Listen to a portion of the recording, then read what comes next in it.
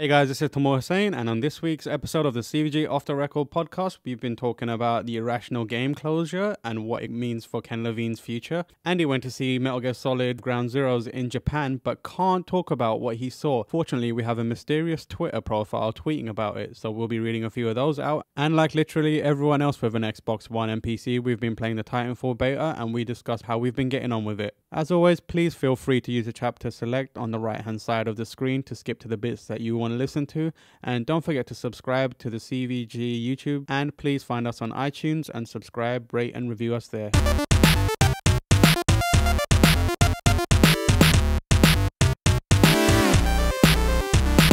Hello and welcome to the CVG Off the Record podcast. My name is Tomo Hussain. I am joined in the studio by Andy Robinson. Hello. Matt Hill. Hello. And John Hicks. Hello. Matt, you are the editor of T3. I am. And John, you are the editor of, are you official Xbox or total Xbox? Have you made your mind up yet? Awesome Xbox official mag. The only Xbox app that's the matter. That's official Xbox magazine, which powers totalxbox.com. Interesting. That's I like the that. official line there. There are no Very other nice. Xboxes in the world. This is total Xbox. Pretty much. So yeah, we're going to start off with the news, and I think the biggest news over the last week has been the closure of Irrational Games, the developers of Bioshock and Bioshock Infinite. So they've pretty much shut up shop. Ken Levine said, "I'm out." He didn't actually say, "I'm out." Did he but say I'm out? No, he said, "I'm off to do better than smaller things." But yeah, they've shut up. They've shut up shop, and yeah. So, what are your guys' reactions to that? I'm really hesitant to say much without knowing the full story, because we don't really, do we? No. All we can go on is the carefully worded letter from himself, and I think Take-Two have released a statement as well. But certainly from the outside, it doesn't paint Mr. Levine in a great picture, does it? It does read like, but actually, it's absolutely fascinating. And Ken Levine is a very interesting guy, and the relationship he's had with Take-Two and 2K has been very interesting ever since Bioshock came out. And I think this is like the kind of like the grand finale of all of that. I think it's very easy to speculate, and that's what we're going to do. So great, strap in, because that's what we're here for. But it's very easy to look at that thing and it just and see that statement as him just kind of basically like stamping on his toys so no one else. But can play them. we can all agree this wouldn't have been something that would have come from him alone.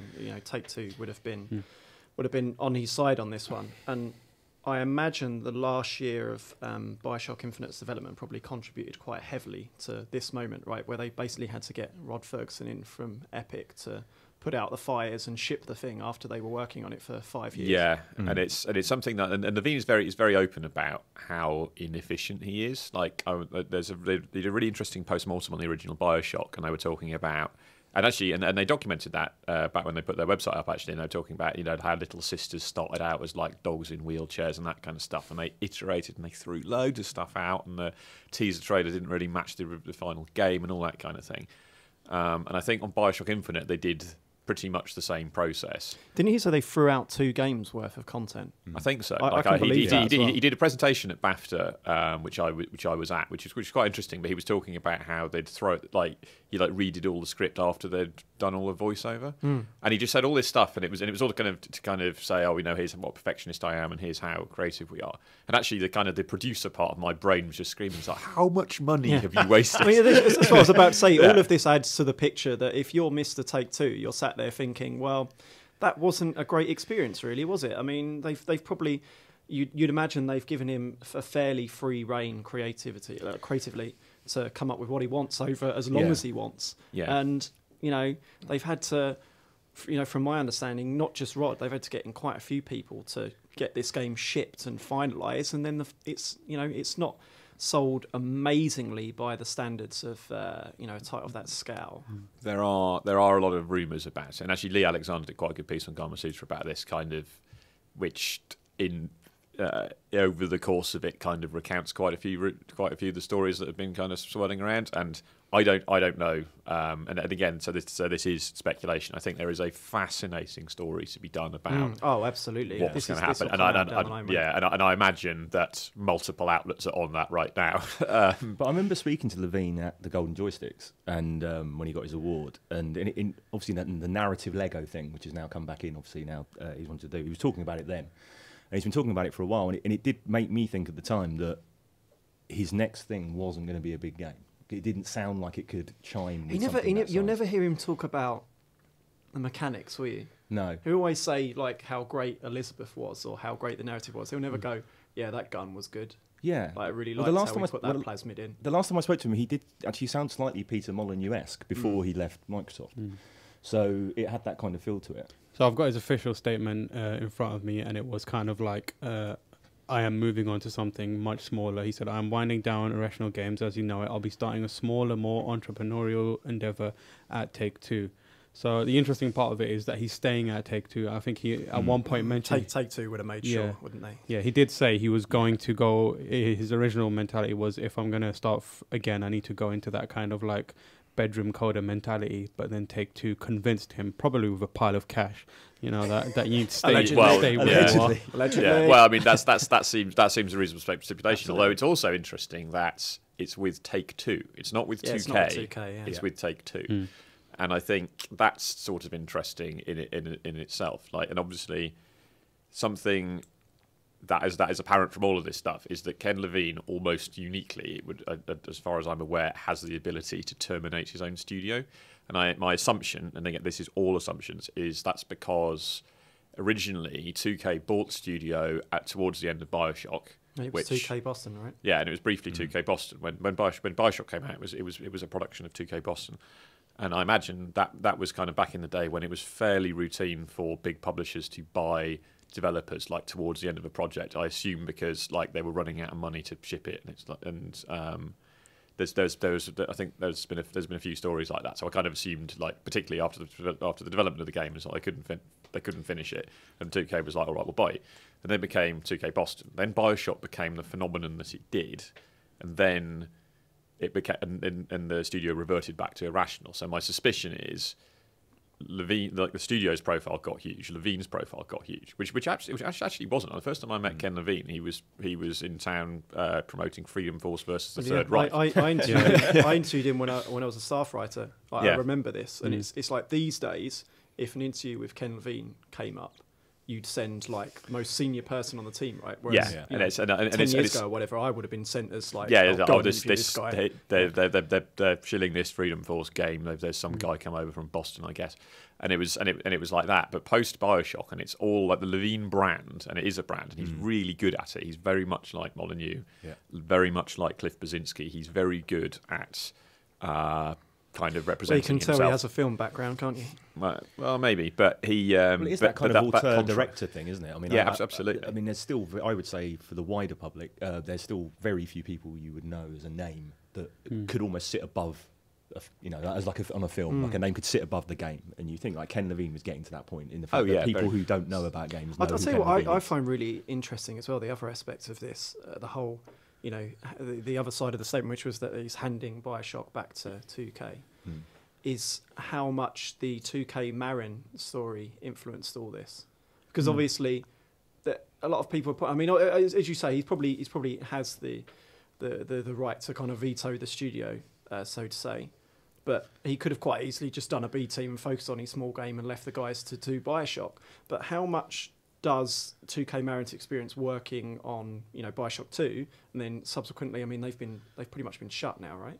Yeah, I think 2K Marion is dead. And actually, Rod Ferguson was supposed to be launching a new studio for them in that area.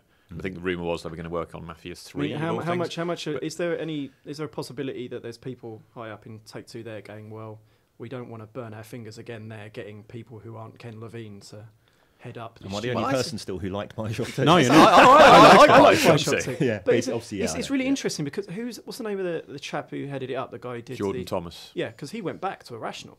Yeah, and he's now brilliantly. He's just popped up. He's doing creative consultancy on the South Park game, which is just There's Jordan. Be a nice Sander Cohen there.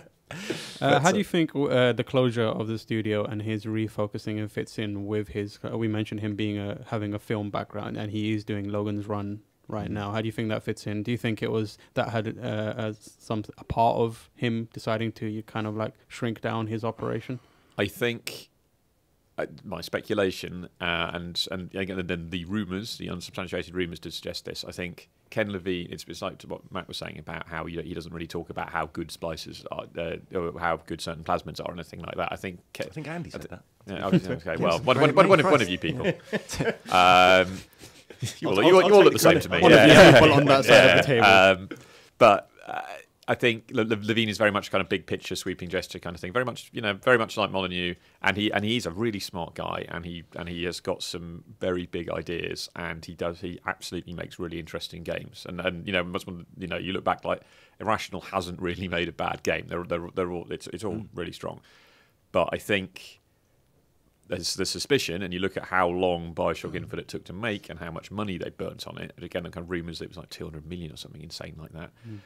I think that sort of grand vision is not really compatible with like AAA games that cost a fortune. I agree. And actually, if it is him and a small team, and they can come up with some like grand vision, and they can come up with something that's much less ambitious, and it's something like Go Home or Papers, Please, even or something like that, then actually that's a better fit, and they can do some really interesting stuff because you don't have to have all those things where you're arguing about box art and doing demographic testing with university fraternities and all that stuff. It's weird how this is kind of like popping up as a theme, because I know this is not part of the news story, but Cliffy said something similar recently. Who? Cliff Blazinski, as he likes to be known. Is he like Kylie now? Be on first name terms. Cliff Blazinski, former creator of Gears of War, he popped up saying he's never going to make a disc-based game anymore, and he doesn't want to go through to E3. Well, what happens if you talk about stuff like Don't Starve and those sort of games? What happens if you give them a 200-man team and $100 million budget? They're not going to make the game better. They're just going to feel the pressure to have to stick in some cover mechanics and some guns in order for it to match its budget in terms of sales. That's kind of where we're at. But I think that's what the shame of this is, if there is a shame, is that I really like Bioshock Infinite, as I think most people here did. I loved it, yeah. I really liked it. It's all right. I didn't like it as much as anyone else. But Well, it did divide. It divided people massively, didn't it? And there was a big backlash against it. But I really, really enjoyed it. But I think the thing was that I found interesting and has kind of divided people is the fact that it got that kind of slightly a sense of something else going on thematically and story-wise that you don't often get in big games. And it brought that to a bigger audience. And I think it's kind of a shame in a way that the decision has to be made that it's one or the other. That it's not, you can't have kind of clever, engaging big games. It has to be slightly dumbed down, to want of a better word. Yeah, I mean, and the Irrational Games brand, the Levine brand, has became, we make game, intelligent games, like games as art. Whenever those interminable bloody discussions about games as art come up, it's always Bioshock comes up, and actually, and that's a shame, and there's no one else who's obviously doing that. So yeah, that is sort of a loss, I guess. But ultimately, Bioshock. Both Bioshocks, they're just shooters, and they've got some sort of quite grand ideas, and they've got some lovely art design and fantastic worlds. Yeah, but it is basically a shooter. The only thing that I think was a real shame in Infinite is that they sapped a lot of the RPG elements out of it, and it seems that a lot of what Levine goes on about lends itself more to branching storylines and RPG choices and stuff like that, and that's kind of what was removed a lot from the first Bioshock, and even you say compared to something like Deus Ex. I mean, that's to me the sort of game that he should be working on. Yeah, of incredibly linear shooter, which is what it is at its core, right? Yeah, and I think and to the point about Blazinski and those people, and when Molyneux left as well, actually, and that's because I was thinking, and the doctors left BioWare.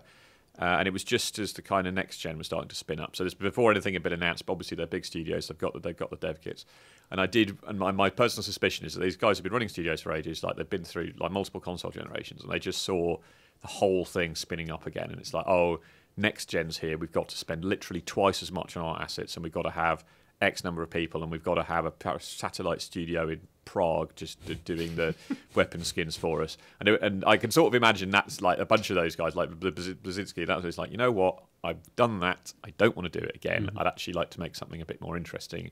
And now the industry absolutely supports them doing smaller, kookier stuff where you aren't beholden to like GameStop managers, and you don't have to spend a fortune on, you know, celebrity voiceovers and doing the interminable PR chain and stuff. Yeah, I think let's all go and make Goddess. Yeah. maybe not Goddess, but yeah. I think what I feel is a big shame is basically what Matt was saying was like, I think there should be these kind of games that do have these indie sensibilities, but kind of blown up onto a massive scale with massive budgets behind them. Because like, I remember listening to a podcast with Guillermo del Toro, the director, and one of the games he mentioned as there being kind of like the reason why he loves games and focuses on games so much is a game like Bioshock. And I don't think he would have. I don't think he knows what Papers, Please is, because, you know, he's a busy man, and you know, he's directing all these films. He's got his fingers in so many pies. You can't see that small thing. Isn't this consistent though with all mediums or most mediums? I mean, are there many $100 million, $200 million like film blockbusters that aren't forced to conform with what's what I always popular? I compared to it at the time, and I wanted to write a piece on it, never got around to it, which is rather classic. I compared Bioshock to Alien and Bioshock Infinite to Aliens, in the fact that they are big. You know, Alien was actually quite a small film in terms of budget. It was seen as quite a small kind of almost B-movie horror when they made it, and it went massive. And they had a huge budget for the second one. Obviously, it was different directors, which is important. This was the same person. But with Aliens, they spent loads of money, but they made a very big action film out of it, yet still had a lot going on. You know, had a lot of dystopian theory there, had a lot of feminist theory going on there with Ripley. And I think it was bigger than there's more going on there is in Independence Day. And I think it seems to me that there's a lot of sneering that goes on with Bioshock, which kind of winds me up a little bit, because it is what it is, but that's like a really good experience. And I think for me, I enjoy Call of Duty, but Call of Duty to me is like Independence Day, whereas for me, Bioshock Infinite is like Aliens. Or as close as we've got. As close as we've got, I think. I think there's more going on there, and I don't think it's necessarily just because it's a shooter or it's just a shooter means it can't do interesting things. Yeah, and actually, 2K, to give them credit, and actually, obviously, like take the parent company of Take-Two, they've taken him on. And actually, that company spends more and risks more on interesting games than any other publisher I can think of. Like, this is the studio that just gives Rockstar, like, all right, take the money. And, having GTA 5 in your back pocket. Oh yeah, well helps, GTA is basically a blank check. But you know what? Like, Rockstar were able to go away and do a kind of 1920s police procedural that actually make it quite successful. I mean, obviously, like I think LA Noire was another game with a very troubled development, and the developer went bust, but. You know, or like Red Dead, you know, that's taken them ages. But you look at the other games 2K's done. Like, it doesn't always work, but you know, like because Spec Ops: The Line, which is by all accounts quite an interesting, like, different shooter. That's a classic word of mouth. Like in films, you'd say like the DVD slow burner. It's like Spec Ops came out, and everyone only really started talking about it quite a bit after it came out, and it started being like discounted and stuff. Yeah, and actually, and the Darkness 2. Actually, I think Darkness 2 is actually pretty interesting. Darkness 2 is an excellent game. Yeah, and that actually, just Mike Patton doing all the noises.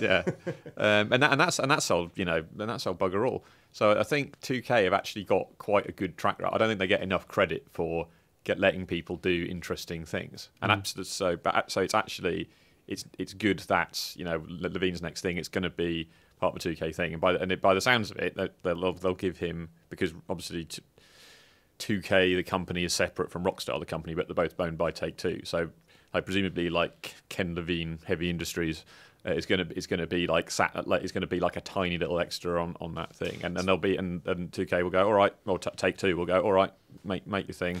Take your time. It's very, very interesting to think of the sliding doors moment a couple of years ago when EA came close to purchasing Take-Two. That's true. I forgot about that. So, indulging your inner Mystic Meg, what do you think is next on the slate for Ken Levine? Where do you reckon he's going to go? What do you think he's going to do? Mobile SWAT games, 5. Mobile games, PC, indie. I think it'll be digitally distributed PC title, and it will be. Do you think PC only? Because I mean, having Take-Two behind him, do you reckon they'll kind of see like we want them on as many platforms as possible, or do you think he's got the freedom to say no, it's PC only? I think everything that we've seen, up to and including the fact they gave him the ability to shut down his own studio, I don't think Take-Two are going to be telling him to do anything. I think the deal is make a game, make what you want. I mean, I don't know. Maybe he'll make this match 3 puzzler that makes you question the nature of human existence. But but my suspicion is it'll be a downloadable PC game, and it'll be something.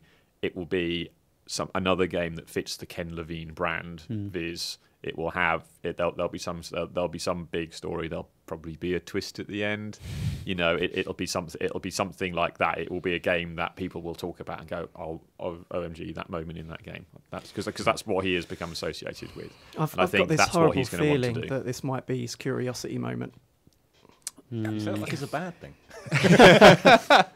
Is this the moment where Ken Levine implodes in on himself? I don't know. Peter.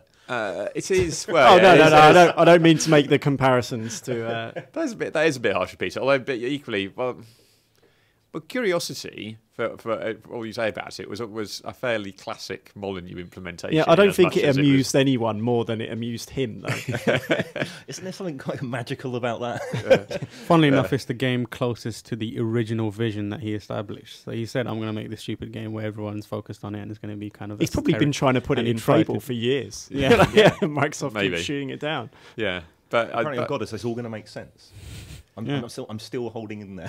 Yeah, I've sort of tuned out on 22 Cans after Curiosity. I haven't really been keeping up with Goddess, but then like both those games, they're very much kind of that's defo something Peter Molyneux would do, and I'm sure that whatever Brzezinski does as well, it's going to be actually Brzezinski's a different case, but I think Levine is definitely going to do. It's going to be a game about story and emotions and complicated stuff.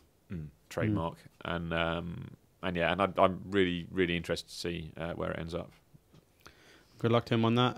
As an offshoot of this story, 2K has said they've got no update on Bioshock Vita. Do we think that's ever going to come out? Is that dead? Didn't he say a couple of years, like quite recently, that he hadn't even started it?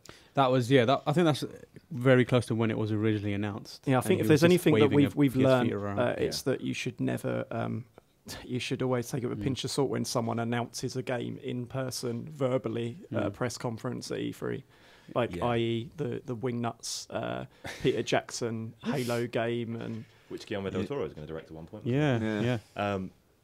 Yeah. I mean, I have to say, I'm one of the biggest Vita fans going. I absolutely love my Vita, but I think of a platform that would not necessarily do a Bioshock game justice. It's the Vita. I mean, part of it is the world and having it, big and around you. I mean, that is a massive part of the game. I can't, I was very excited about having a Bioshock on my Vita. They could just release like a Pipe Mania mini game. Exactly, moral the hacking choices. game. Yeah, the hacking game, definitely. Well, no, I think. I mean, for all that Vita's having a renaissance now and people are liking it, it's still sold 3/5 of sod all. Like hardly anyone's got it.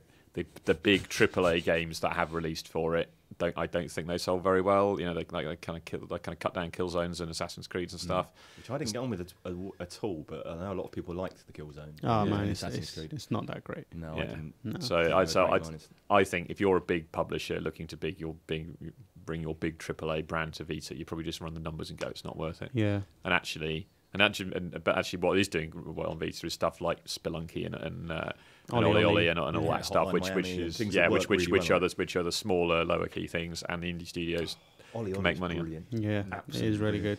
Yeah. Although mine keeps crashing, they need to update that. Yesterday it crashed 4 times in a row, and I had to sit through the initial loading time each time. It's just so annoying. Yeah. So yeah, they need to fix that. But Sony have said that, or the developer Roll7 said Sony are quite up for it. They like the game and they're supporting it, which means we're either going to get patches or maybe more content, but they haven't confirmed that. They're announcing a new game this month, so you look forward to that. So the other big story, or kind of story, is that people have been seeing Metal Gear 5 Ground Zeroes. Yeah, it's kind of a story as in it's happening, but it's kind of not a story as in Konami are just saying like you cannot say this and you cannot say that. But it's really weird, the restrictions. Andy went to see it. Andy went to Japan. So this is really weird. I went to Japan last week. I went over to Kojima Productions, and I played through Ground Zeroes. We went to the top of a mountain to Konami's backup HQ, and I'm not joking. Amazing. Is It's that about- backup goes down It's so about they can still 20, get games 20, out? 20, 25 journalists from around the world on this trip, being shown around this empty James Bond-esque like headquarters at the top of a mountain, and I cannot emphasize how James Bond it was. Like, they just had staff there that were just there to maintain it. Like, you know, you could see your reflection in the marble floors. They had one This is like that bit at the end of like Terminator 3 where, you know, this is where when civilization goes absolutely. down, we Except can still it make looked Metal prettier. Gear. There wasn't a Terminator It wasn't 3. industrial. Yeah, It was James Bond, the rubbish 60s one. futuristic. It had one of 2 elevators in the world, like powered by oil or something, like oil pressure. Like there's no like cables or anything. And they showed us the boardroom, and it was like completely padded with leather on the walls, the ceiling, everything. And it had a big circular table in the middle, like with, say 30 seats and monitors and stuff. And one of the Japanese guys pressed the button, and the walls went up and revealed like televisions, like showing us, through cameras. Was it It's an armory? weird as hell. Like there probably was an armory. Like, and these every one of the, you can see every one of these these like foreign journalists were absolutely baffled. Like, at the end of the tour, when it was like, any questions? So why have you got this? It's like it's it's just such a Japanese way of thinking. It's our backup HQ in case there's an earthquake in Tokyo and we're taken out of action. We'll just come and work from here. All right. Well, you've always got to worry that Godzilla might show up. It had an underground bunker that you went. If everything went down in London, you can still publish Zoo. It wasn't that. But yeah, literally. So you're in basically Shadow Moses. Yeah. So I was. So that was bizarre already, and we played through the game, and I mean it's not clear. This is where it gets bizarre. It's not clear how much I can talk about because. If you don't understand how these things usually work, is usually we sign a non-disclosure agreement and we agree to publish at a particular time, right? I think it's quite well understood among the game enthusiasts these days. So we all agreed to a publishing date of the 5th of March. I've played through the game, I've got, new media, etc., etc. Except Konami decided to lift it, the embargo, for a period of 6 hours on Twitter. I like to imagine that Kojima actually said to someone, like, tell them they can talk about it now. Of course, these embargoes don't apply to Kojima. He just he tweets. Well, he's another one like Levine and he just does whatever he likes. I think, and I imagine just Konami in the background going, "Oh, okay, yep." I would not be surprised if this came directly from Kojima. Yeah, that's what I mean. Like, he's a mad maniac, and he's just like, I'm just going to screw with these guys and tell them that they can talk about it for the next 10 seconds. Go. So this is I've loved completely bizarre. Metal Gear so far. The build up to this game. It's brilliant. No, I do love his mental PR plans. Brilliant. So the comms PR, whatever you want to call it, from Konami on this, or Kojima Productions, I imagine it specifically, is just bizarre. So, we've signed these NDAs and we've agreed to this. We're not going to, divulge what we've played until next month. Except we can do it on Twitter between the hours of 10 and 6 on this day. It's like, all right. So I can't. So you can't link out to anything. You can only talk about it on Twitter. So after this particular point, I think it was like 4 p.m. Japanese time on Thursday, I couldn't talk about it anymore, even though I already had. Like I've literally. You have to delete your tweets. I printed off my tweets. I was going to say. But you can't read them out. Like if Timur reads them out, that's fine. But you're breaking an NDA. Oh no, I'm just reading my tweets. In fact, these are just some words that people have written down. They're on the internet. You can't stop the internet now. It's out there. You can't. The genie is out the bottle. So the main talking point, according to these strange tweets here from someone, we're gonna have to change your voice to make sure, just in case. Go on. This tweet says reports online are accurate. The main mission in Ground Zeroes is incredibly short, but there is more content. Direct and to the point, Andy. Interesting. Yeah. So I believe the reports that this tweet may be referring to, it's the Game Informer story, which claimed that you could finish the game in how long? Well, 2 hours. Yeah. 2 hours. These tweets would suggest that is true. Yeah. In fact, this is easily the most surreal piece of performance art I've ever been involved in. Like, I'm sat here watching you read tweets that you made yourself. One of them refers to Game Informer's claims that Konami internal developers could finish the game in 15 minutes, and it reads, In fact, I reckon I could do it. Whoever this mysterious person Yeah. is. I remember reading that online at the time. yeah. This is like that "So I Married an Axe Murderer" sketch. It's just like Any more mysterious tweets that can tell us about Metal Gear Solid Ground Zero?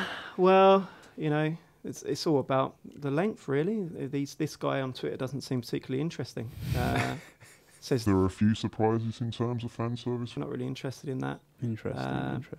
It says it's Far more forgiving for running gunners. That said, it's definitely most enjoyable as a stealth game. Less story this time too. That's worrying. in fact, this is interesting. It says here, There's 2 cutscenes in the game, and one of them you've already seen. wow. I did get That's a the shift. yeah. Well, yeah, and a welcome one, frankly. Yes. As somebody who just Oh, no. I've No, never how many really cutscenes got do you with want the, in an alleged 2 hours worth of Yeah. gameplay? I It's 2 hours worth of game. It's 2 hours worth of gameplay, and half of one of those hours is cutscene. So you're really looking at 90 minutes. But the actual gameplay demo they put out, there's like a kind of narrated video they did a little while ago, and Really? I did kind of get that vibe from Did they it. finish the game in the narrated video? No, it was just like here's the base, and he kind of he drops in, and he kind of sneaks around a bit. Was it raining? It was raining. He kind of finds a dude and calls in a helicopter Hello, to dude. rescue. Yeah, it was that level of According dialogue to my head. to what these tweets might suggest, That may have been more than half of the game. Well, that's what it looked like because the way because I watched it and the vibe I got was there's like here's this map and there are a couple of challenges you can do on this map and he said it's to introduce the system in the world and that kind of stuff. So it kind of felt like it reminded me nothing so much of when I played the demo for Hitman 2 when it came out. Like I played that thing for hours, weeks, months, years because it was one mission from a game. In Hitman. but you didn't pay 30 quid for it though. I did not. So that was the thing is like, you know what? There probably is lots of stuff you can do with this, and you know you can get a lot of value out of a Hitman demo. But yeah, I didn't pay for the Hitman demo, and actually going back and try and work out different ways to kind of achieve the same goal was quite satisfying. Then, like, I mean, it's pretty good, not. maybe There's precedent for releasing something small and kind of tight to before a game. Condition Zero, is it Condition Zero or not Condition Zero? Dead Rising, Case Zero. Oh, for Case Zero, example. Yeah. That was short, and it was like, but that was 400 Microsoft points, which Yeah. is this is a £30 game. I think that's it. It's a price, isn't it? Yeah. I think I quite like the idea of having a little taster before another bigger game comes along. I think there's a problem with that. I think the problem price. with it is, firstly, I'm fully on board, but I've got no sense when it comes to Metal Gear Solid. So I will, if he charged like 800 quid, I'll probably be thinking about it. But I can turn that 2 hours into about 11, 12 hours easily just by exploring and because I'm a Metal Gear fanatic. I mean, to be according to this man's tweets, there must be a lot, some sort of content in there. It says, I've played for 4 hours now, and according to the main screen, I've only completed 18%. But a lot of that is going to be like find it's- this hidden doodad. that's something that they can tweet to their, watching the end credits could be like 20%. Were you playing in 720 or 1080? I cannot possibly comment. Although some other journalists on Twitter I have yes. read have claimed that the PS4 version looks significantly better than the Xbox version. Right. And over to Jonty for that one.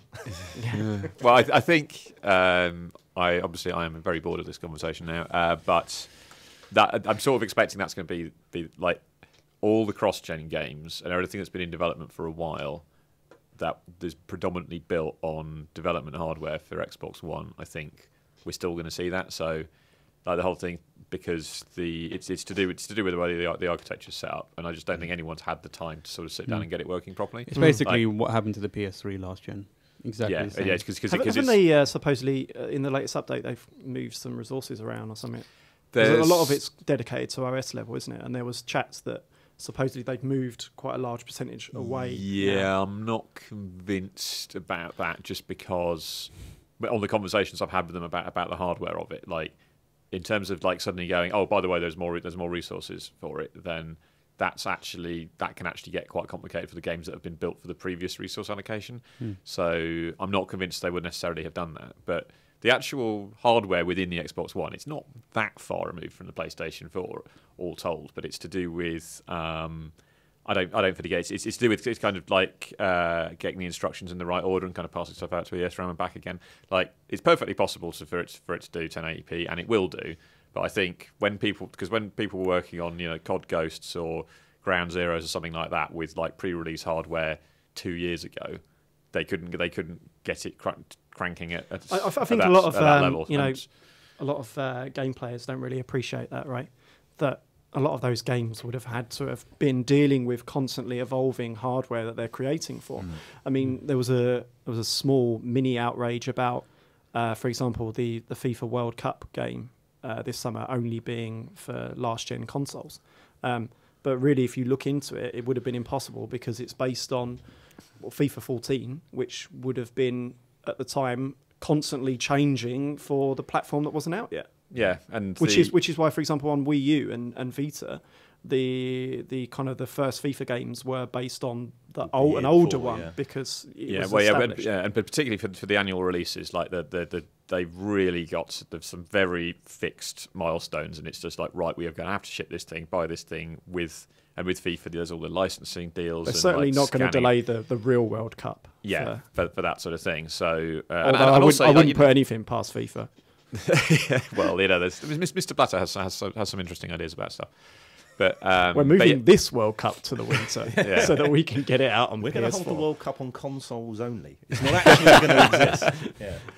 Yeah, but I think the Xbox One is absolutely going to get there, and I think some of the developers, like people we're talking to at the moment, are the guys on even like Sniper Elite 3, which probably is not going to be the next gen console shifter. They said something quite interesting, didn't they? About that? but they said, yeah, it's fine, we'll fix it, and it's just because the console hardware and the software wasn't nailed down until probably like October last year, so they just basically went with what they got. And also, corollary to this is that Microsoft's approach, and this doesn't necessarily feed into internet arguments so well, is that at a top level, Microsoft told me that their focus was on frame rate rather than resolution, because they were like, well, actually, if it's 900p or whatever, like Dead Rising 3 turned out to be or whatever, you know what? The difference between that and 1080p is not dramatic enough. I mean, hasn't Call of Duty been running at like 500p for years? Well, it is worth adding at that point is the fact that that's absolutely right. The FPS is far more important because the reality is that most TVs people have, and this is really an unfashionable thing that gets drawn out every so often, is the fact that you blatantly can't tell the difference. And shouldn't we stress that this is native resolution as well? It's all upscaled, right? Yeah. I think anyone who complains that 900p doesn't look the same as 1080p is absolutely bullshitting, because they cannot tell that. Your eyes cannot perceive that. You know what though? On the flip side of that argument, I have been to review events where you've got PS4 and Xbox One side by side, and it's night and day, especially Call of Duty. Yeah, but 900p to 1080. That's like, come on, you can't say, but you can feel it when the frame rate takes. You have to. I think the point you have to stress is you have to have them both side by side. Yeah, you need them next to each other. Yeah, I mean, the Thief guy said their latest statement was this runs at 900p, the other PS4 version is 1080p, but you will need very, very good eyes to see the difference in that. And they're not going to go where it looks a bit shit on Xbox though. Well, no, they aren't. But equally, this is a game that's coming out next week, so they've actually had a bit of time. Yeah. So they've actually had here's the final hardware renderer. And obviously Xbox One had a bunch of plumbing changes between when it was announced and when it came out, which is maybe they were going to use the power of the cloud to do that extra 300p. But you ruined it for everyone. The power of the cloud is a now that very it's powerful gone, thing. You've screwed it. All the kids moaning about the res. Yeah, but I think the power of the cloud. Those few hundred p's. Yeah. But I think later on this year it'll cease being an issue, because the developers will have had enough time with the finished hardware, and it'll just. It's where PS3 caught up, didn't it, after the initial blip? And it's worth noting that the blip that Xbox One is experiencing in that regard at the moment is no way near the shite that Sony were going through with PS3. But it also is worth throwing into that is the fact that the PS3 went through a load of problems because the processor was hard to unlock, whereas I don't think that's necessarily the case with the Xbox One in the same way. So it'd be interesting to see whether there are actually things they can unlock further down the line. I find it quite amusing how Kojima has been trying to deal with the kind of backlash, the difference between the PS4 and the Xbox One versions. He's confusing the situation even more. He's like, look, It's not about the P's and all this. It's about the photorealism I'm trying to get across. And people are just like, what?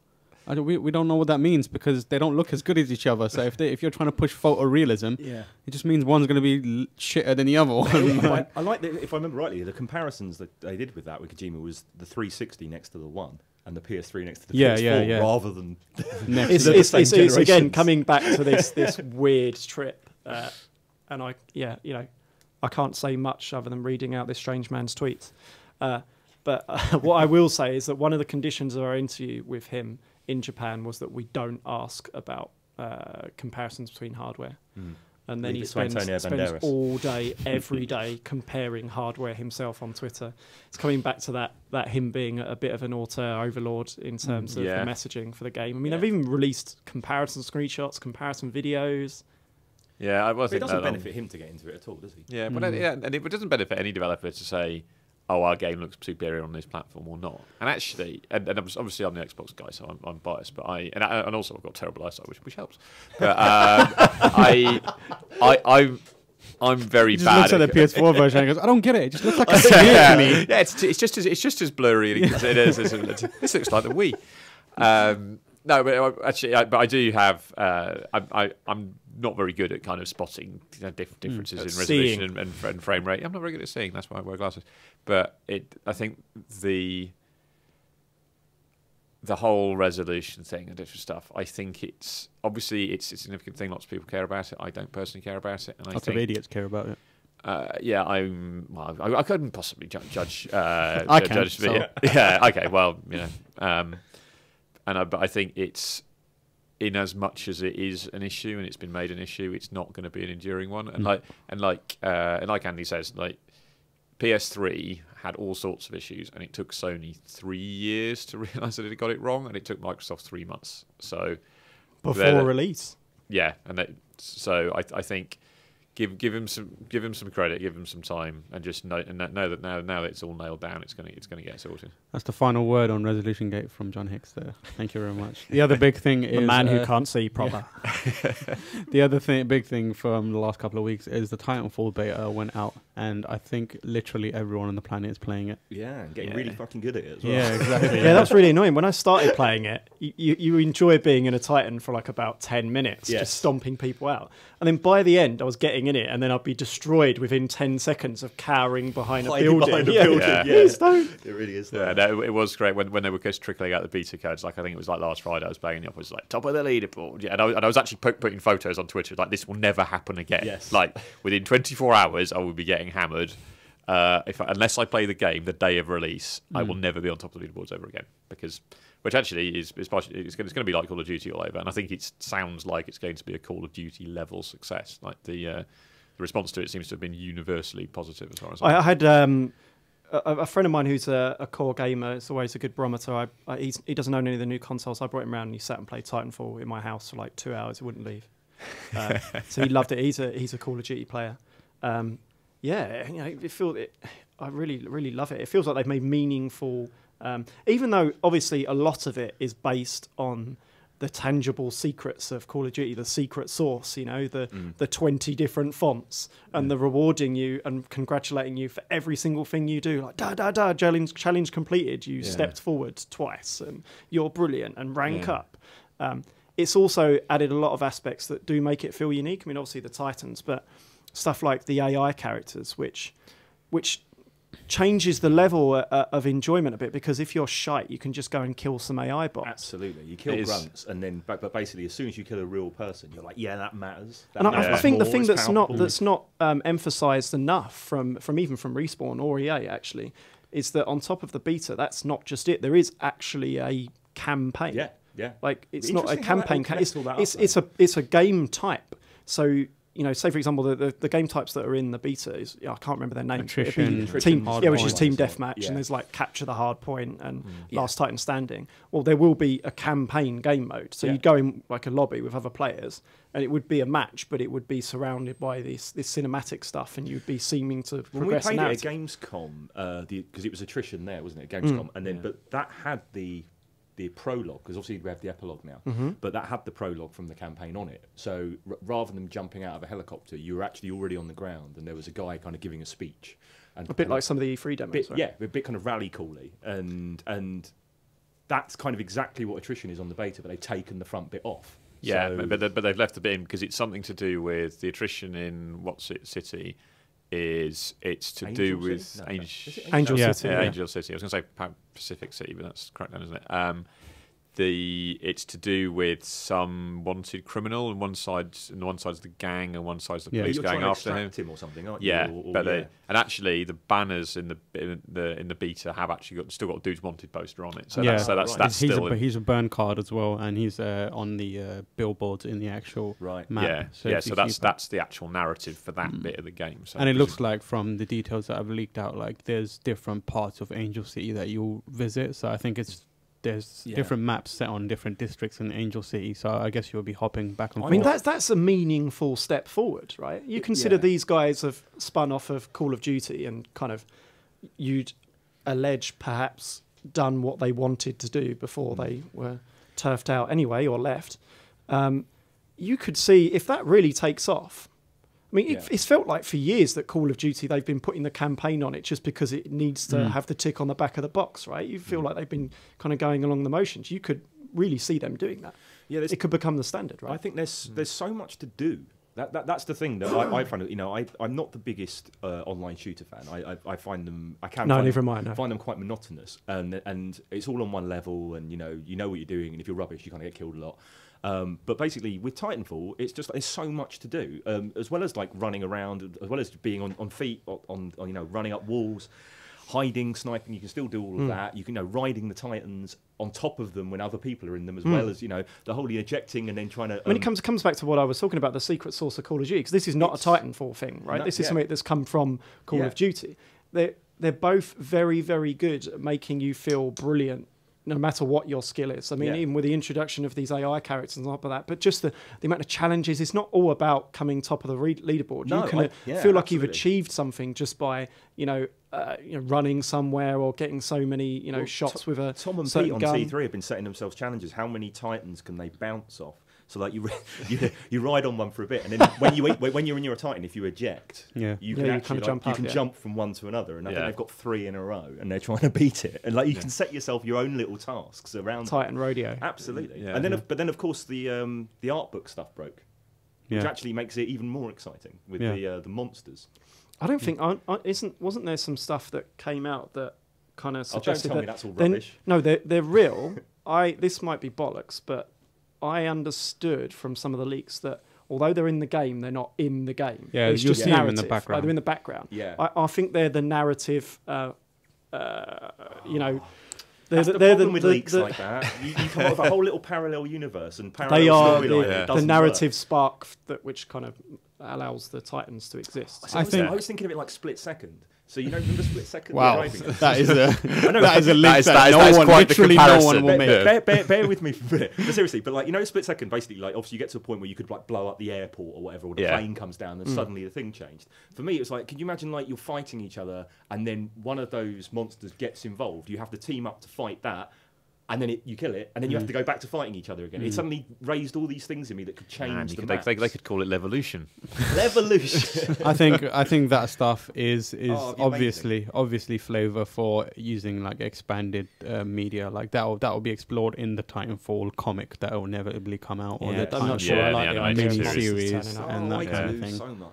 Oh yeah, I'd love Yeah, it. but it sounds like if we cut back like 7 years or whatever it was, you'd be going, can you imagine if after you killed so many guys, you could call in a tactical nuke? Yes, Like, exactly. which they put in the game Yes. in Modern Warfare 2, and everyone fucking hates now. Yeah. But I I like think- new things. I always order the new burger when they've got it on special.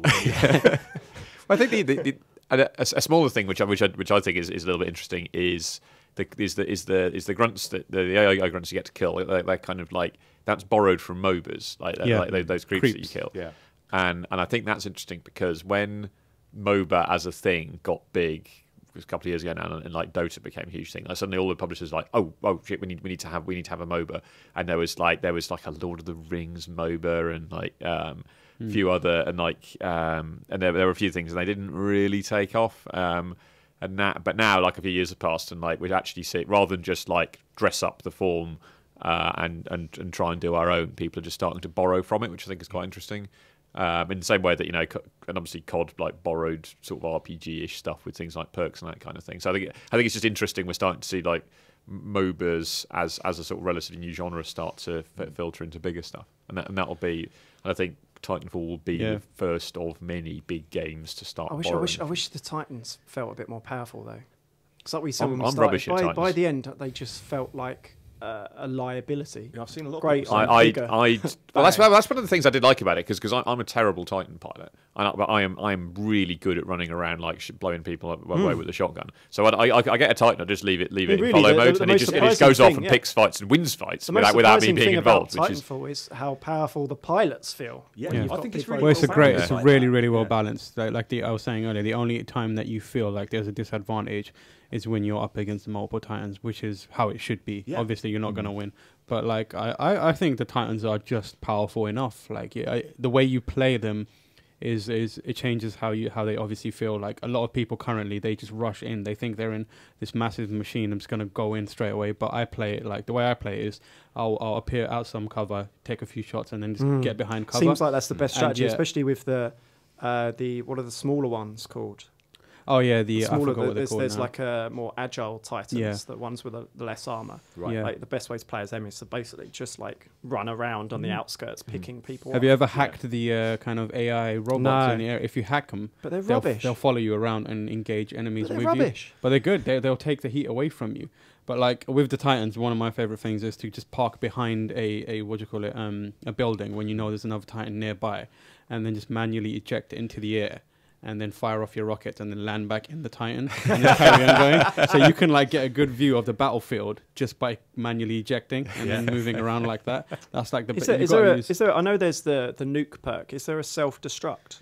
The nuke, not that I know. That's what I want to do. When just like instantly blow you up, I want to like just bail out. Yeah, well, if you use the nuke thing and just let yourself get damaged and bail at the last second, they'll take out. I mean, I'll tell you the other thing I mentioned to you before the podcast.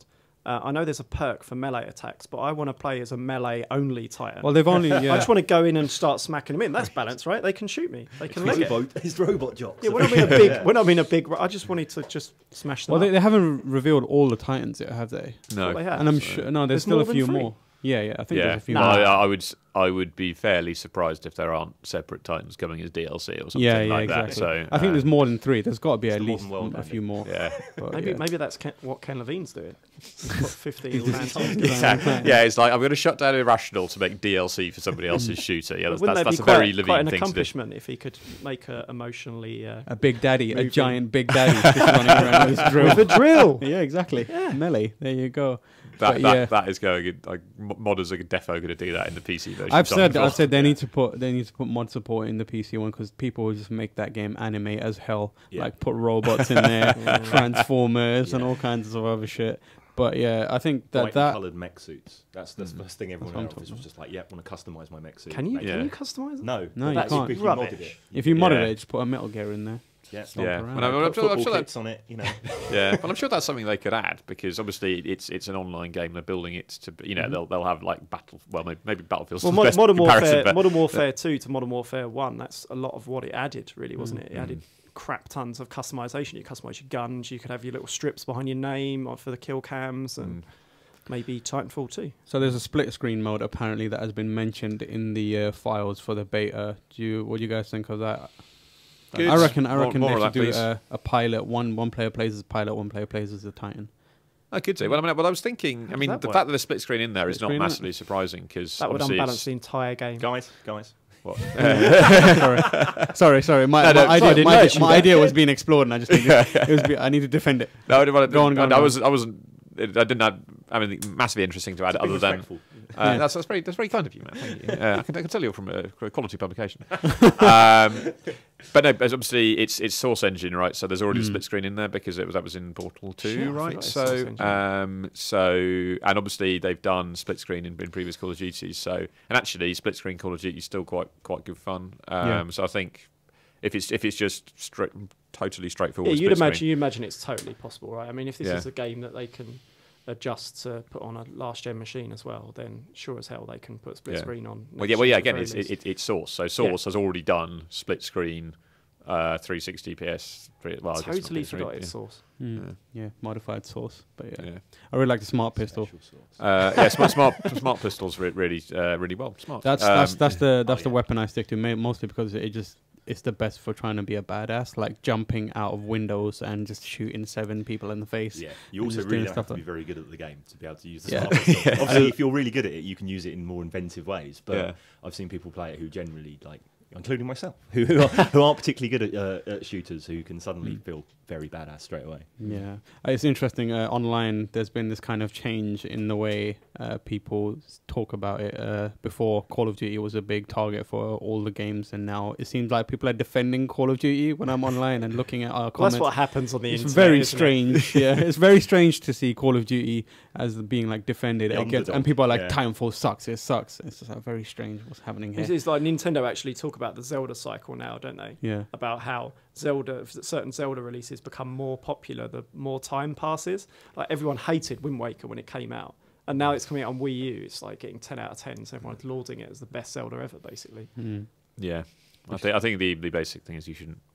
What the internet gets agitated about is not necessarily things worth getting agitated about. I've been playing on both the Xbox One and PC. Has anyone else played it on PC? No, one only. I've been playing it on PC. I played it on the high settings on PC, and regardless, like Xbox One? It looks just like the. I've been running them side by side. Oh, really? So I had my younger brother playing on Xbox, and I was playing on PC, and they look they're almost the same. So I mean, you should buy an Xbox One if you want to, but I don't want to say don't buy an Xbox One because John is sitting right next to me within slapping distance. But yeah, it's really good on Xbox One and PC. And on PC, I find the shootings, it feels a lot better. Obviously, because you've got the quicker, reaction times and that kind of thing. But playing mouse and keyboard, the actual getting around the city and navigation is very difficult. I've never understood the appeal of playing a Call of Duty game on PC. It feels great. I feel like I can play it on Xbox One. Call of Duty. I can play on Xbox One, but like my instincts I say Call of Duty game, but Titanfall is essentially from off the same. No, I was making the point that Call of Duty was a PC exclusive game. Yeah. Oh yeah, but no, from Call of Duty 4 onwards, which obviously Call of Duty 4 and every subsequent release is very different to Call of Duty 2, etc. It's the definitive built for console, shooter, iron sights, auto aim.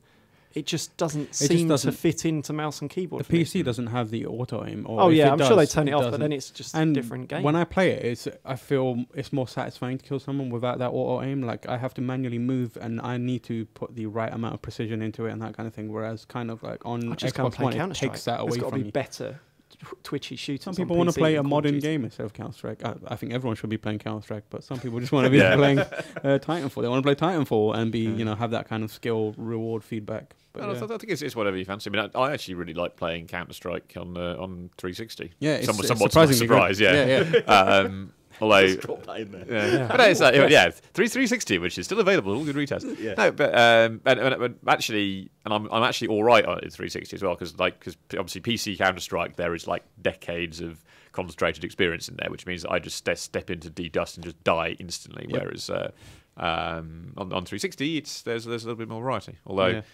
It takes people longer to find you and look towards you. That's why you've got to move the stick. Usually on PC, you're just like bang, you're dead. Orb sound. That's it. And then you're dead. The most satisfying gun sound. It's like spawn, and then you're watching a replay of yourself die. It sounds like a million cannons firing at once. That is the best gun sound in any. That and the Desert Eagle, which just sounds like thunder strike every time you fire it. So satisfying. But yeah, that's pretty much everything for this week. Thank you for listening. You can follow us at CVG_news on Twitter. Please subscribe to us on iTunes. Matt, do you want to plug all of your publications? Or T3.com. Issue out at the moment. Thanks for the support, Andy. New iPad edition out. Yeah. Buy all that new stuff. New iPhone edition. Yep. Buy it, subscribe to that stuff. Your Twitter? At T3.com. Okay, cool. Yeah, and so it's obviously totalxbox.com. With Twitter, we're OXMUK, and we are also on iPad, and we're also on YouTube. And You sound surprised by that. Official Xbox Mag. Well, we haven't done a lot of YouTube stuff lately, but we have done some. There's even a video of me and Edwin playing Titanfall. So if you want to see some slightly confused posh guys being bad at Titanfall, you should definitely check that out. Yes. Yeah. And if you do want some Titanfall tips, I wrote a guide for CVG. Search for it on Google. The SEO will bring just in time for the beta to not be to available. end. Yeah, exactly. Yeah, But yeah. people want to start researching. They might, be like, I need to get better. But yeah, you'll never be good anyway. So forget it. Thank you for listening. Bye. Cheers, guys. Bye.